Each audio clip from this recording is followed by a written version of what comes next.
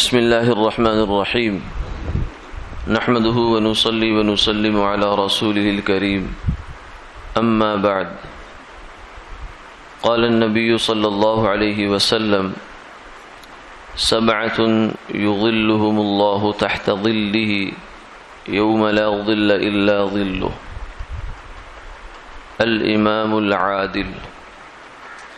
أو كما قال عليه الصلاة والسلام۔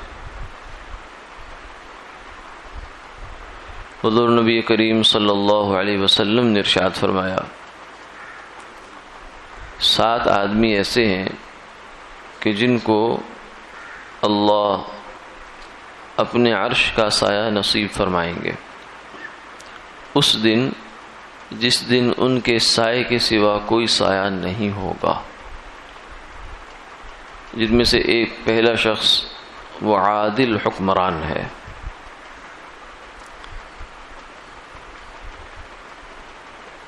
قیامت کا دن کتنا ہولناک ہے اور کتنا گرم ہوگا، اس کا اندازہ اس سے لگایا جا سکتا ہے کہ بعض روایات میں آتا ہے کہ سورج 1.25 نیزے پر ہوگا، یعنی اب سورج ہم سے ہزاروں لاکھوں میل دور ہے تو اس کی جو گرمی اور تپش ہے اس کو ہم برداشت نہیں کر سکتے۔ گرمی کے موسم میں ہمارے لیے 5 سے 10 منٹ سورج کے اندر دھوپ کے اندر کھڑا ہونا ممکن نہیں ہے،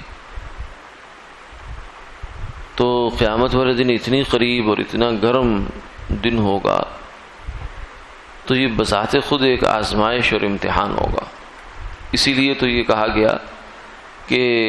حساب کتاب شروع ہونے سے پہلے مخلوق اس قدر عاجز آ جائے گی کہ وہ یہ خواہش کرے گی کہ حساب کتاب شروع ہونا چاہیے، چاہے ہمیں اٹھا کے جہنم میں ڈال دیا جائے۔ یعنی حشر کے دن کی گرمی یہ اس وقت انسانوں کو ایسے لگے گی جیسے جہنم سے بھی زیادہ مصیبت کی چیز ہے۔ تو ایسے دن میں اگر کسی کو اللہ خصوصی اعزاز عطا فرما دے تو اس سے بڑا اعزاز کسی کے پاس نہیں ہے۔ دنیا کے سارے میڈل، سارے جو انعامات ہیں، سارے اعزازات وہ سب ایک طرف رہ جاتے ہیں،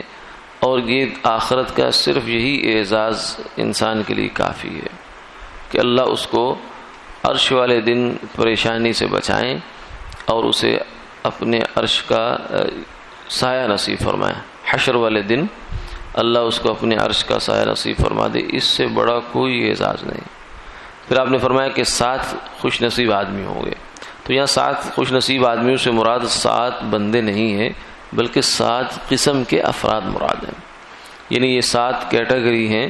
اس کے اندر جو بندہ بھی شامل ہو سکتا ہے، اپنے آپ کو کرا سکتا ہے، وہ کرا لے۔ کوئی دروازہ بند نہیں ہے کہ یہ صرف صحابہ کے ساتھ خاص ہے یا تابعین کے ساتھ ہے یا انبیاء کے ساتھ ہے، نہیں، قیامت تک آنے والے جتنے بھی انسان ہیں ان سب کے لیے یہ دروازہ کھلا ہے، اور سب کو اللہ تعالیٰ ان 7 افراد میں سے بننے کا موقع دیتے ہیں۔ جو شخص بھی ان میں سے بننا چاہے، اپنے آپ کو اس میں شمار کرانا چاہے، وہ کرا سکتا ہے۔ تو ان میں سے سب سے پہلا جو فرد ہے جس ہم نے جس کو دیکھا ہے وہ ہے امام عادل۔ امام کہتے ہیں حکمران کو، کیونکہ اسلامی نقطہ نظر سے جو حکمران ہے وہی امام ہوتا ہے، اور جو امام ہے وہی حکمران ہوتا ہے، کیونکہ وہ نائب ہوتا ہے اور جانشین ہوتا ہے جناب نبی پاک صلی اللہ علیہ وسلم کا، اور سرکار دو عالم صلی اللہ علیہ وسلم امت کے دین کے پیشوا بھی تھے اور دنیا کے پیشوا اور جو ہے وہ منتظم بھی تھے۔ آپ کی حیثیت جو ہے وہ خلیفہ کی بھی ہے، بادشاہ کی بھی ہے، اور آپ کی حیثیت رسول اور امام کی بھی ہے۔ تو امام عادل یعنی عادل حکمران جو اپنی حکومت کے اندر انصاف سے کام لیتا ہے، عدل سے کام لیتا ہے، وہ شخص اللہ کے نزدیک بہت زیادہ بلند ہے اس کا مقام، حتیٰ کہ ان 7 لوگوں میں سے بھی اس کو سب سے پہلے رکھا ہے۔ تو اس سے معلوم ہوا کہ اللہ کو راضی کرنے کے لیے ضروری نہیں ہے کہ انسان گوشہ نشین ہو جائے یا دنیا کو چھوڑ چھاڑ کے جنگل میں چلا جائے، بلکہ اللہ کو راضی اس دنیا میں رہتے ہوئے بھی انسان کر سکتا ہے، اور بلکہ سب سے نازک جو اس دنیا میں رہتے ہوئے کام ہے جہاں اللہ کو ناراض کرنے کے امکانات بہت زیادہ ہیں، وہ ہے حکومت. جب انسان کو اختیار مل جائے، اور اختیار بھی ایسا کہ اس کے اوپر کوئی پوچھ تچھ کرنے والا بھی نہ ہو، یعنی پورا فل حکمران جو ہوتا ہے بڑا، تو سب اس کے نیچے ہوتے ہیں، وہی بڑا ہوتا ہے. تو ایسے موقع پر اللہ کو ناراض کرنے کے امکانات بہت زیادہ ہو جاتے ہیں. لیکن جو شخص اس جگہ پر رہ کر بھی اللہ کو راضی کرنا چاہے وہ کر سکتا ہے، اور اس کا درجہ بہت بلند ہے، کیونکہ یہاں اس کے لیے خرابی کے داعیے بہت موجود ہیں. لیکن وہ اپنے آپ کو ان سب سے بچاتے اللہ کے حکم کے مطابق لوگوں پر حکومت کرتا ہے، تو اللہ کے نزدیک اس کا اعزاز اتنا ہے کہ یوں سمجھیے کہ پوری انسانیت ایک طرف اور یہ شخص ایک طرف، کیونکہ پورے انسانوں میں سے 7 لوگوں کو منتخب کیا گیا، اور ان 7 میں سے بھی سب سے زیادہ جو اہمیت اور فضیلت کا حامل ہے وہ یہ شخص ہے کہ اس نے اپنے اختیار میں اللہ کے حکم کو پورا کیا ہے، اپنے اختیار سے ناجائز فائدہ نہیں اٹھایا، نہ انصافی سے کام نہیں لیا،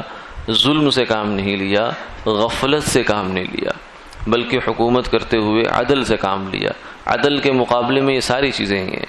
نا انصافی کرنا یہ بھی عدل کے خلاف ہے، ظلم کرنا یہ بھی عدل کے خلاف ہے، اور غفلت اور کوتاہی سے کام لینا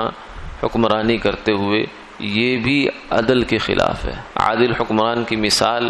یا نمونہ کہہ لیجئے وہ سیدنا عمر فاروق رضی اللہ تعالیٰ عنہ، کہ انہوں نے یہ حکومت کر کے دکھا دی ہے کہ اللہ کو راضی کرنا کیسا ہوتا ہے،